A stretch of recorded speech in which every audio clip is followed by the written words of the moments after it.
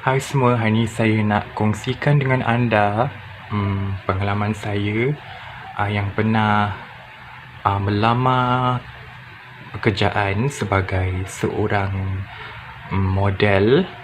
Pengalaman ni saya cuma nak kongsikan je bersama anda. Kalau misalnya anda mempunyai keinginan untuk menjadi seorang model, anda boleh ambil iktibar ataupun dengar pengalaman saya yang pernah dilamar pekerjaan untuk menjadi seorang model. Masa saya apply permohonan nak jadi model tu, tak silap saya masa tu umur saya baru 17-18 tahun macam tu.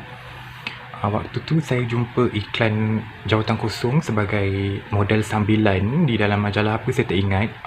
Lepas tu saya cuma apply, isi borang dan dia suruh saya hantar gambar 4R, bersaiz 4R tak silap saya, saiznya macam besar macam itu. So saya hantar permohonan saya tu dan lepas tak silap saya dalam seminggu lebih juga saya dapat surat maklum balas dari syarikat modeling tersebut. Dia kata saya dikendaki untuk hadir uji bakat di salah sebuah tempat. Saya tak ingat kat mana tempat tu, tapi di Ibu Negara lah. Seingat saya masa tu yang join modeling ni adalah seramai 100 orang ya. 100 orang, semuanya ada campur-campur lah, lelaki perempuan, saya tak berapa ingat. Jadi masa tu saya baru berumur belasan tahun. Masa tu badan saya memang kurus lah, sekeping kedin macam tu. Orang kata kalau nak jadi model ni kena badan kurus, sekeping macam lidi kan. Jadi saya bila dengar macam tu, kawan-kawan saya juga ada bagi saya kata-kata semangat lah untuk meneruskan impian saya menjadi seorang model. Dan diorang push saya, dia kata kau cuba sebab kau ada cutting model, dia cakap. Jadi saya pun dengan rasa gembira, dengan rasa keyakinan yang ada dalam jiwa saya, jadi saya pun apply lah jawatan modeling tu. Dan saya mendapat maklum balas bukan dalam seminggu lebih macam tu. Jadi saya dikendaki pergi ke Kuala Lumpur di Ibu Negara. Waktu tu sebelum saya pergi, ahli keluarga saya tak bersetuju ya untuk saya jadi model. Dia kata kehidupan modeling ni tak bagus, penuh dengan kegiatan yang tak bagus ya. Contohnya macam nanti bila kau terkenal jadi model, nanti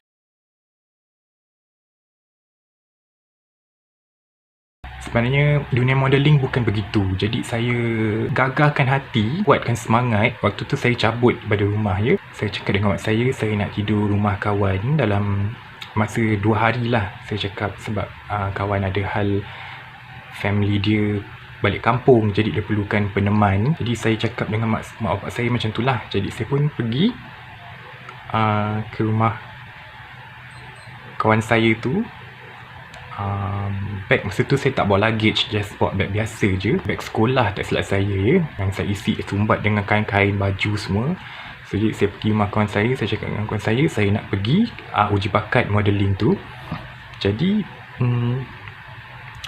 tiket sebenarnya kawan saya dah beli awal-awal ya, sebab dia tahu bila tarikh kita nak kena pergi uji bakat tu. Jadi dia dah belikan saya awal-awal. Jadi saya pergi rumah kawan saya.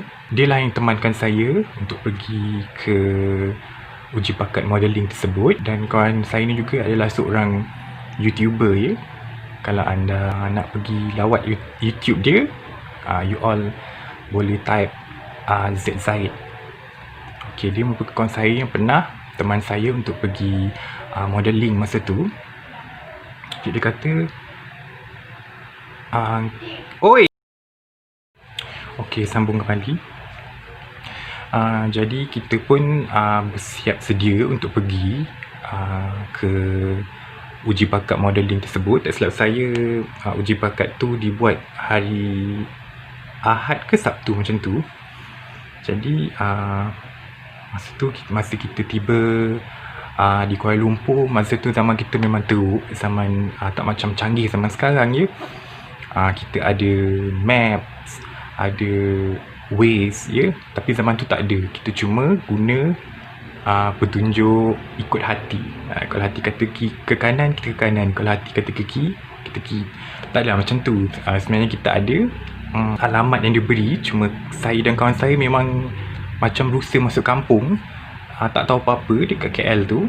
Jadi saya masa tu hentian Pudu Raya tak saya, masa tu masih kawasan dia agak teruk juga, masih dalam under construction. Saya tak ingat. Pergilah 2 orang, so kita cari taksi. Dan Alhamdulillah zaman tu memang senang. Kalau kita bagi tahu alamat kepada orang taksi, dia akan tahu kat mana tempat ni. Jadi kita tunjuk dengan dia, dia kata tahu alamat sekian-sekian, dia membawa kita lah pergi ke tempat tersebut lah. Dia beritahu dulu berapa nilai yang kita kena bayar tambang taksi tu. Sebab tu taksi ada yang jujur, dia akan pakai meter. Kalau ada yang tak jujur, dia akan pakai pukul je berapa harga dia nak bagi kan. Jadi masa tu agak menarik juga, sebab kita masa tu macam kelang kabut. Saya cakap dengan si Zaid ni, cakap, kau tahu tak tempat ni? Dia kata dia memang tak tahu. Dia kata dia datang untuk temankan saya saja dan beri sokongan padu lah, sokongan semangat. Waktu tu adik saya tahu saya join modelling ni, cuma adik saya masa tu dia bekerja. Jadi dia tak sempat nak nak temankan saya untuk pergi ke uji bakat tersebut. Jadi waktu tu kita pergi, saya tak ingat, serius saya dah lupa kat mana. Bukan dah, kalau masa tu tahun 17-18 tahun macam tu, tahun 2006 ataupun 2007 macam tu, saya lupa, memang saya tak ingat. Jadi tempat tu pun saya tak berapa ingat. Dia berdekatan dengan KLCC macam tu, tapi kita tak tahu kat mana, saya tak tahu kat mana. Saya dah lupa. Kalau saya tanya kawan saya tu, mungkin dia pun ingat. Jadi kita dah tibanya di sana. Kita ditempatkan dalam sebuah tempat.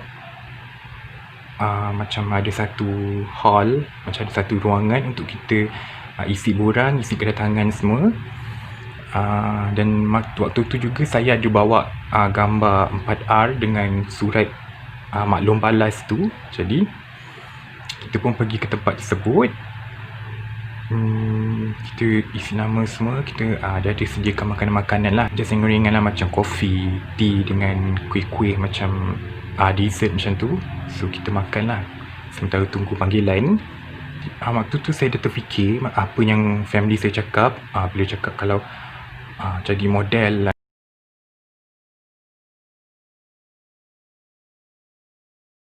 Saya masa tu fikiran saya kusut. Jadi saya cakap dengan Zaid, Zaid takutlah, aku takutlah kalau misalnya kalau aku dapat offer ni dan aku dapat jadi model, aku takut macam mana yang family aku cakap tu betul. Jadi kata Zaid, kau jangan fikir bukan-bukan, kau test dulu, sebab kita tak tahu sama ada kita diterima ataupun tidak. Waktu tiba giliran saya tu, dia kata uji bakat kita ni ada 3 level ya. Level pertama, dia akan tengok kita punya appearance sama tak dengan gambar yang 4R yang kita bagi tu, ataupun tak sama dengan yang reality ni. Sebab zaman dulu tak ada ya macam gambar yang kita boleh edit, kita boleh, dulu ada tapi benda tu yang boleh dilakukan oleh orang yang profesional saja ya, macam mereka yang ada pengetahuan tentang komputer. Jadi mereka boleh buatlah editing gambar tu. Jadi masa tu kita just memang buta-buta pergi. Memang kita tak, zaman tu tak ada teknologi canggih untuk edit gambar. Terus kita ada face app, kita ada macam-macam filter untuk nampak muka flawless. Jadi waktu tu saya memang gunakan gambar asli saya, gambar kamera filem, cuci 4R, lepas tu kita hantar. So jadi masa uji bakat pertama tu, peringkat pertama dia akan tengok dulu appearance kita, modeling dengan gambar dengan yang reality sama tak. Dan nak check semualah kulit kita macam mana. Tapi zaman tu, masa tu saya sekolah lagi, kulit masa tu masih licin-licin lah, orang kata masih mengkal, masih gebu kan. Zaman remaja, zaman anak teruna, anak dara gitu. So saya tak pasti cara pemilihan ni sama ke tak dengan syarikat modeling yang lain. Cuma ni syarikat modeling saya pergi ni, dia ada 3 level lah, 3 stage test. Pertama dia akan check kita punya appearance kita sama ke tak dengan gambar tu. And then pada peringkat pertama ni juga dia akan check kita punya luaran kulit ya. Macam kulit kita jenis kulit satin ke, kulit yang gebu-gebu ke gitu. So dia akan check. Macam saya akan check tangan saya berbulu, saya jenis tangan berbulu. Jadi, itu sebenarnya actually salah satu je yang masa tu syarikat modeling tak nak. Tangan berbulu ni terlalu lebat. Tangan saya agak ada berbulu sikit, jadi saya kata tak apalah. Tapi zaman tu saya tak tahu je, betul-betul saya tak tahu. Jadi dia akan check semualah. Dia celah telinga ni, dekat leher kita, segala kulit, segala bagai, dekat tengkuk semua dia akan check. So dia kata masa level pertama tu saya pass.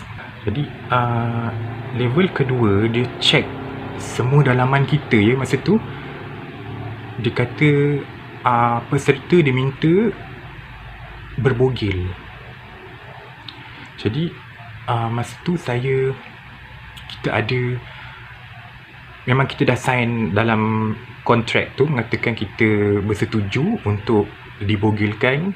Ada klaus-klaus yang mengatakan kita bersetujulah untuk berbogel dengan dihadiri oleh professionalis macam doktor dan sebagainya lah, macam senior modeling ke apa tu, saya tak pastilah apa nama jawatan dia orang, tapi dia akan check kita lah. Jadi kita ada sign dekat kontrak tu. Masa saya menunggu tu lah yang saya cakap tadi, lepas mendaftar tu dia akan bagi kita satu stack kontrak untuk kita sign lah. So bila berlaku apa-apa masa tu, kita tak boleh charge dia orang sebagai pencabulan je. Jadi kita dah setuju. Jadi dia orang masa dekat dalam bilik, dia nak check yang pada level kedua ni, dia nak check dalaman kita. Saya dimasukkan dalam satu bilik. Dia tak boleh kata bilik lah, macam ada lebih kurang macam fitting room, tapi diperbuat daripada kain lah. You all tahu kan, macam you pernah beli tak almari zip yang macam kain tu? Dia macam tu lah, tapi dia besar, kita boleh masuk dalam tu. Jadi dia akan check lah. Dia check kita. Mula saya dibogelkan, saya agak takut je. Waktu tu saya hanya berseluar dalam sahaja. Masa tu saya agak menggigil lah, sebab kita budak-budak masa tu kan, 17-18, kita tahu apa. Jadi kita rasa macam kau nak buat apa ni, macam tu. Jadi saya just merelakan diri, bogelkan diri. Jadi dia orang check satu-satu. Dia check ketiak saya, dia check celah kangkang saya. Masa tu dia check ada hitam-hitam ke ataupun tak. Jadi masa tu saya dia dah check lah. Dia check sekali badan lah. Dia check sekali semua, check kelangkang semua. Tapi dia tak check lah bahagian private part tu, dia tak check lah. Dia tak buka. Dia just tengok luaran saja. Cuma kita masa tu pakai berseluar dalam sahaja. Jadi dia check yang part-part luar je lah. Yang dalam-dalam dia tak check lah. So masa tu level pertama tu segalanya pas bagi saya. Kulit, dalaman dan luaran saya pas. Level kedua ni dia check cara kita berdiri, posture kita macam mana. Dia check, dia letak kita dekat satu sudut, dia akan check kita punya posture. Dia akan check kita punya cutting, ada cutting model ke ataupun just cutting biasa je. Masa tu saya memang kurus, jadi memang badan saya tak ada shape lah, macam sado-sado ni tak ada lah. So just kurus, just flat. Perut saya flat masa tu. And then dada saya pun dia just biasa, tak bidang lah, tak sado lah, maksudnya macam biasa je. Jadi itu peringkat yang kedua, dia akan check. Yang tu tak perlu bogel, cuma dia suruh kita tarik sikit baju untuk tengok cutting je. Yang tu saya lepas. Dia kata saya ada cutting, sebab dia kata modeling tak macam Mr. Malaysia je. Modeling ni kita kena ikut cutting badan patung. Kalau patung tu kudut, kita kena ikut patung tu bentuk kudut. Kalau patung tu jenis bentuk berisi sikit, kita kena ikut patung tu bentuk berisi sikit. You all tahu kan macam apa ni orang panggil mannequin. Mannequin pun ada shape-shape dia. Ada mannequin yang sado, ada mannequin yang kudut. Jadi dia akan ikut shape mannequin tu. Jadi saya dapat mannequin orang kata slim and slender je lah, just slim. Tapi cutting tu ada, cutting bidang, cutting macam mana lah, saya tak pasti macam mana dia ni, cutting shoulder, cutting chest, semua ada lah. So dia kata saya dikategorikan, ada bahagian dia, kategori-kategori dia lah. Jadi modeling ni tak sama macam Mr. Malaysia, macam apa orang kata Miss Universe, Mr. Universe, tak sama je. kalau cutting kita tak cukup dengan patung tu, kita tak boleh jadi model. Bukan macam itulah. So kalau kudut macam tinggal-tinggal tulang, tinggal kerangka pun dia akan ambil juga. Itu dia akan asingkan kepada bahagian mana yang cutting yang sesuai lah. Jadi masa tu memang saya tak sado lah, tapi biasa je, kudut-kudut biasa. Waktu lepas, dan pada level kedua ni juga dia ajar kita cara catwalk. Jadi saya masa tu memang tak pandai catwalk. Saya fikir catwalk ni macam model-model Victoria's Secret, catwalk atas pentas, kaki kena apa kata, kaki depan macam gitu. Orang kata apa, kaki depan belakang tu kena ikut line. Sebenarnya berbeza je. Kalau macam untuk modeling lelaki, dah ada cara jalan dia. Jadi waktu tu dia kata jalan saya okey, dengan posture saya okey masa tu. So dia, yang level kedua ni saya lepas lah.